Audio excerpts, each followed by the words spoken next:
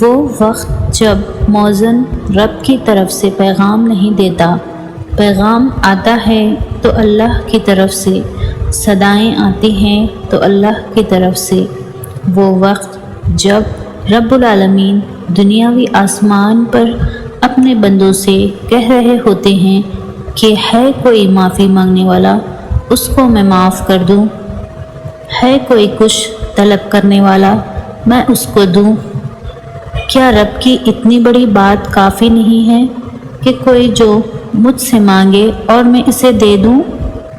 لاڈلی عبادت ہے تو اللہ کے لاڈلے بندے جاتے ہیں اس کے پاس، اور اللہ بھی بڑے پیار سے ان کی بات سنتا ہے، گویا جیسے وہ ان کے روبرو ہو، قریب سے قریب تر محسوس ہوتا ہے نا اللہ